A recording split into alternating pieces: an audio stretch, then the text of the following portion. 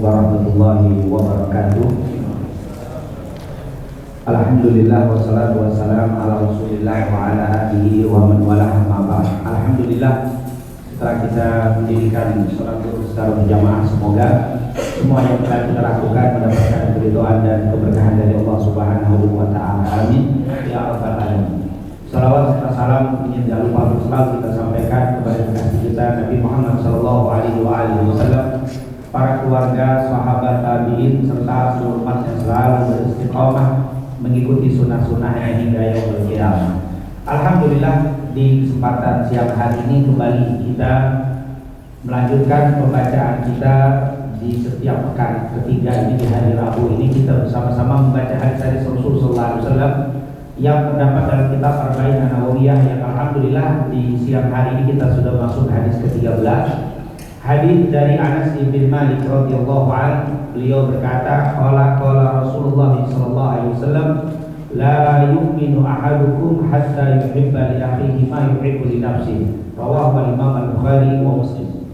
Hadis yang kita baca ini merupakan hadis sahih, betul-betul pernah diucapkan oleh junjungan kita Nabi Muhammad sallallahu alaihi wasallam. Karena hadis ini disebutkan dalam kitab Bukhari Muslim, dan kita tahu semua hadis yang terdapat dalam kitab Bukhari Muslim ini sudah diakui kesahihannya, betul-betul pernah diucapkan oleh junjungan kita Nabi Muhammad sallallahu alaihi wasallam. Dikatakan di dalam Bukhari Muslim, an Abi Hamzah Anas bin Malik, dari ayahnya Hamzah yang bernama Anas bin Malik.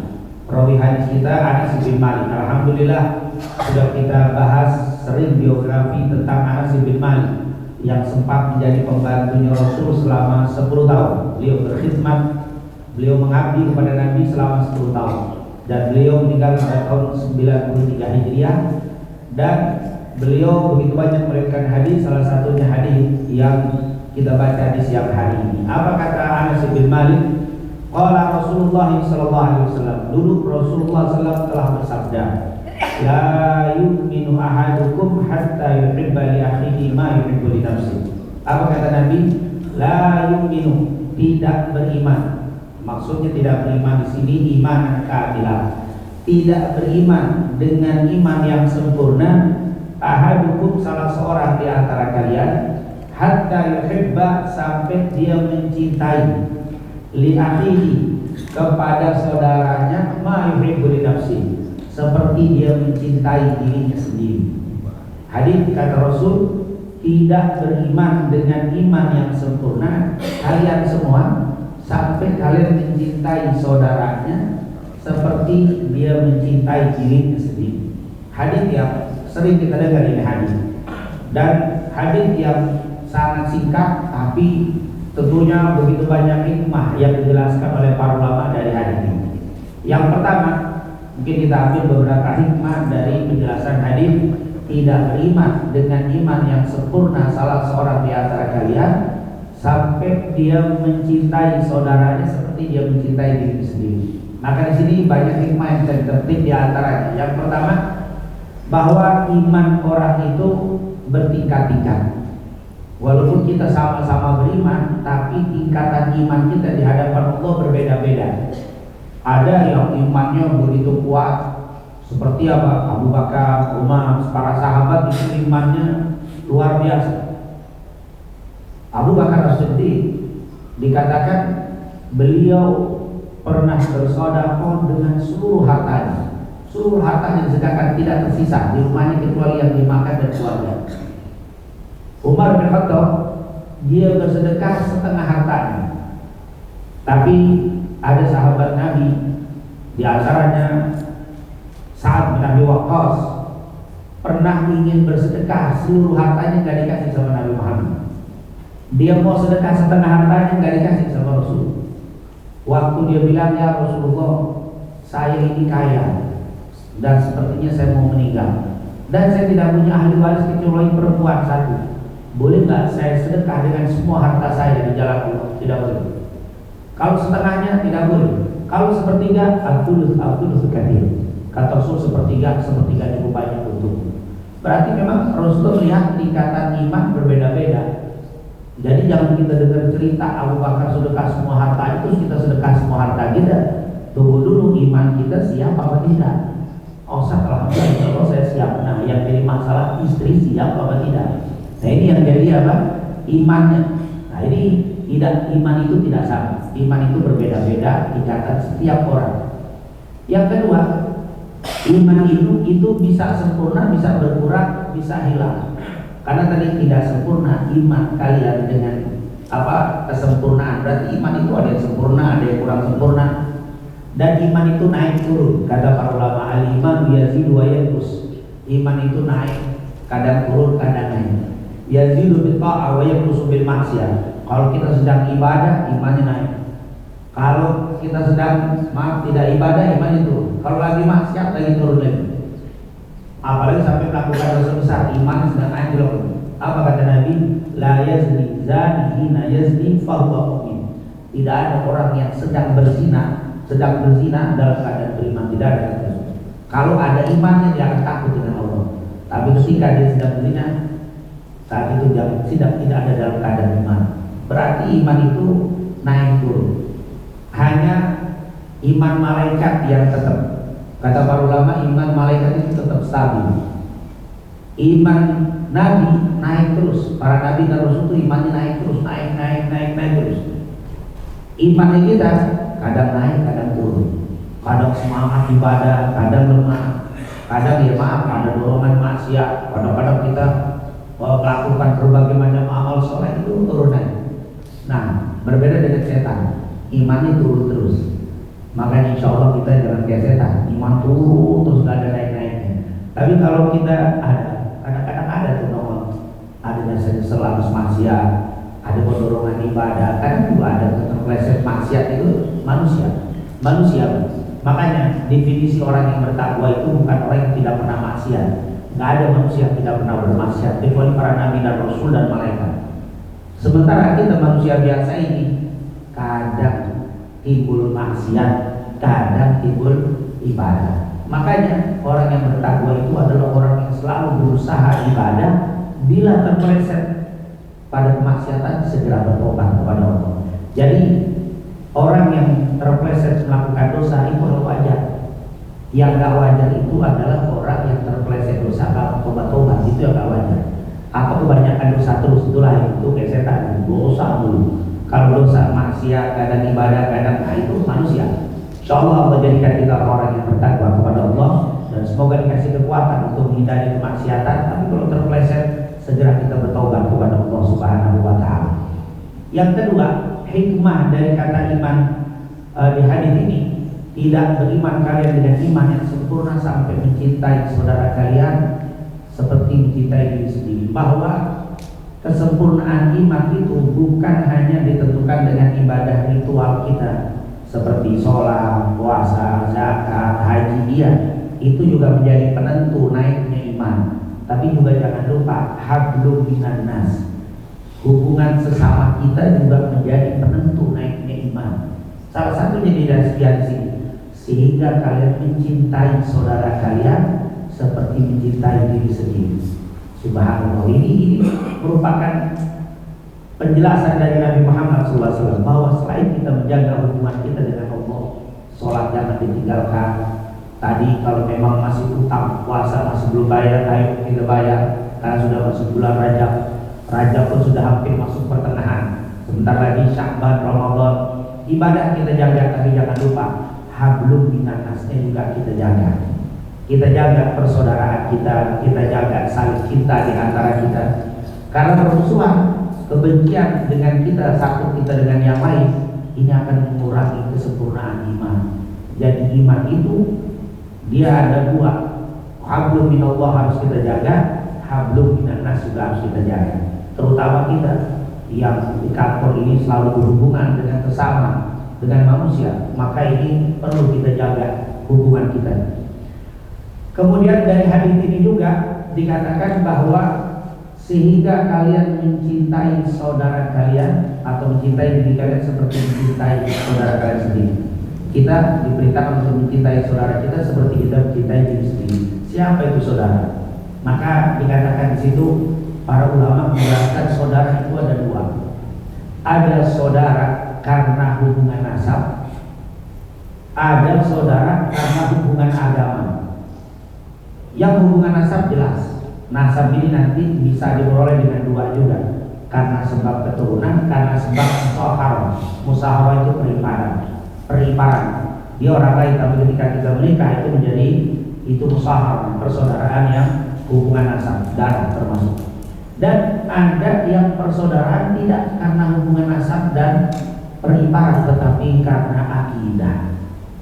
Allah katakan dalam surat Al-Hujurat, innamal mu'minuna ikhwah fa aslihu baina akhawaykum wattaqullaha la'allakum turhamun. Orang-orang mukmin itu adalah bersaudara. Subhanallah.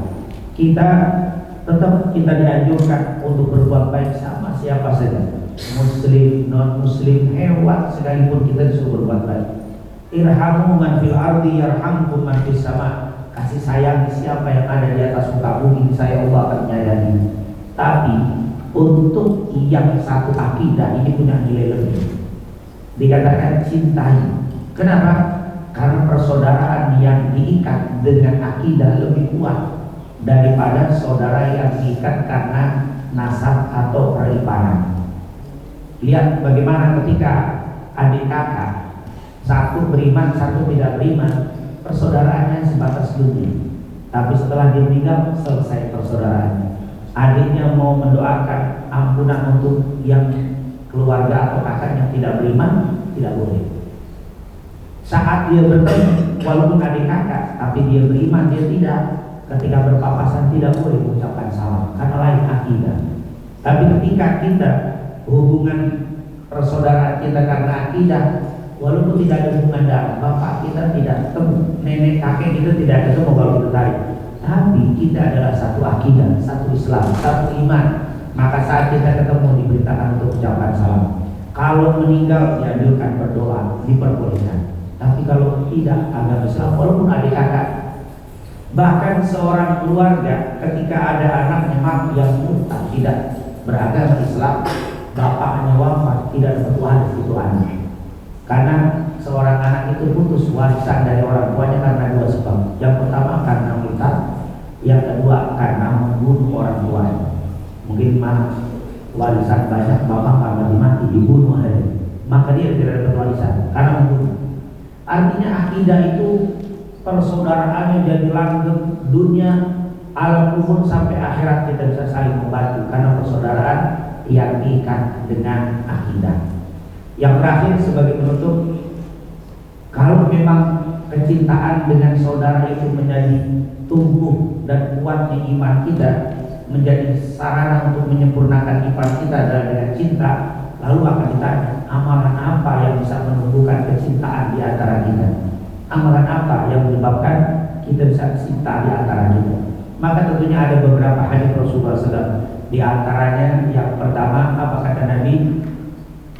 La tadkhulul jannata hatta tu'minu wa la tu'minu hatta tahabu. Afala adullukum ala syai'in idza fa'altum tahabbtum afsus salam bainakum. Bukhari Muslim dari Abu Hurairah, Rasul pernah bilang, kalian tidak akan bisa masuk surga sampai beriman, dan kalian tidak akan bisa beriman sehingga kalian saling cinta. Maukah kalian aku kasih tahu amalan yang bila kalian lakukan akan tumbuh saling cinta di antara kalian? Maka sahabat bilang, "Qul bala, tentu kami mau ya Rasul." Apa itu? Afsus salam bainakum. Kalau ketemu saling tebar salam. Jadi kalau ketemu assalamualaikum. Salam kalau ketemu itu menjadi penumbuh cinta. Dan ini untuk menyempurnakan iman. Jadi kalau ketemu sesama muslim satu akidah, jangan selamat pagi, jangan selamat siang, tapi yang kita ucapkan adalah assalamualaikum, waalaikumsalam. Ini luar biasa. Kata Rasulullah, afsus salam bainakum, sebarkan salam di antara kalian. Ini insya Allah amalannya sedikit kecil, tapi itu menumbuhkan cinta di antara kita. Maaf ketika saya sedang ada masalah dengan bulan tidak teguran, tapi waktu ketemu saya ucapkan dengan ikhlas assalamualaikum, itu akan meluluhkan kebencian, meluluhkan kedengkian, akan menumbuhkan cinta. Yang kedua, hadis Rasul, tahadu, saling memberikan hadiah satu dengan yang lain, tahabu, akan tumbuh cinta. Artinya ketika kita punya rezeki yang lebih, saling berbagi, itu bisa menumbuhkan cinta. Hadiah, ini hadiah merupakan amalan yang diajarkan Rasulullah SAW. Ketika kita maaf pergi jauh, musafir, pulang, ada tetangga kita bawa oleh-oleh, itu memberikan hadiah tidak seberapa. Mungkin hanya harganya 10.000, 20.000, 50.000, tapi hadiah itu akan menumbuhkan tahabu, kata Rasul. Tahabu, saling memberikan hadiah lah kalian akan tumbuh cinta. Ini adalah amalan yang diajarkan Rasulullah SAW. Jadi kalau kita memberikan hadiah, nggak usah lihat berapa nilainya, tapi sesuatu yang kecil diberikan sebagai tanda kasih sayang kita, itu akan menumbuhkan cinta. Yang ketiga, bisa satu wajah. Apa itu? Bermuka ceria kalau ketemu dengan saudara. Tabassumuka fi wajhi akhika shadaqah. Senyummu saat bertemu dengan saudara itu adalah sedekah yang bisa menumbuhkan cinta. Sederhana sekali, hanya sekedar senyum. Bahkan kata Rasulullah, la tahqiranna minal ma'rufi syai'a walau antal akhaka biwajhin fal. Jangan pernah meremehkan kebaikan sekecil apapun, walaupun hanya sekedar tersenyum saat bertemu dengan saudara. Kenapa? Menumbuhkan mahabbah, itu menumbuhkan cinta. Jadi tebarlah senyum, karena senyum itu menumbuhkan kecintaan di dalam hati. Dan yang terakhir itu masih banyak beberapa hadis Rasulullah SAW. Dan yang terakhir itu adalah man nafasa an mu'minin kurbah nafasallahu anhu kurbah min qurbi yaumil qiyamah wa man yassara ala musirin yassarallahu fid dunya wal akhirah wallahu fi auni 'abdi ma kana 'abdu fi auni akhihi. Siapa yang suka mengangkat kesulitan orang, siapa yang suka memberikan kemudahan, dan siapa yang suka memberikan perhatian kepada saudaranya, maka Allah akan memberikan kepadanya pertolongan. Artinya apa? Itu amalan yang bisa menumbuhkan cinta, saling bantu, saling memberikan kemudahan, dan saling memberikan perhatian. Paling tidak ketemu, assalamualaikum, apa kabar, sehat, bagaimana? Itu saja menumbuhkan mahabbah. Apalagi sampai kita tahu dia sedang mengalami kesulitan, apa yang bisa kita bantu? Bisa dengan harta, alhamdulillah. Nggak bisa dengan tenaga, nggak bisa dengan doa kita. Allahumma ighfir lil muslimina wal muslimat, itu doa-doa untuk saudara kita, itu menumbuhkan cinta di antara kita. Maka insya Allah kita bisa menumbuhkan kecintaan dengan saudara kita. Dan yang terakhir sebagai penutup, yang kelima, apa itu? Apa yang kita suka dari saudara kita, berikan itu kepada saudara kita. Apa yang tidak kita suka dari saudara kita, jangan diberikan kepada saudara kita. Saya tidak suka kalau orang itu ngomongnya teriak-teriak, jangan berteriak di depan orang. Saya suka kalau orang itu ngomong dengan senyum, dengan ramah, maka berusaha dengan senyum dan ramah. Apapun yang kita suka dari saudara kita, berikan itu kepada saudara kita. Apapun yang tidak kita suka, jangan diberikan itu kepada saudara kita. Itulah makna engkau mencintai saudaramu seperti engkau mencintai dirimu sendiri. Rabbana taqabbal minna innaka antas samiul alim wa tub 'alaina innaka antat tawwabur rahim. Allahumma inna nas'aluka 'ilman nafi'an wa rizqan thayyiban wa 'amalan shalihan maqbulan. Rabbana atina fid dunya hasanah wa fil akhirati hasanah wa qina adzabannar. Wa sallallahu ala sayyidina Muhammadin wa ala alihi wasallam. Walhamdulillahi rabbil alamin. Subhanallahumma wa bihamdika asyhadu an la ilaha illa anta astaghfiruka wa atubu ilaik. Lebih kurang, wassalamualaikum warahmatullahi wabarakatuh.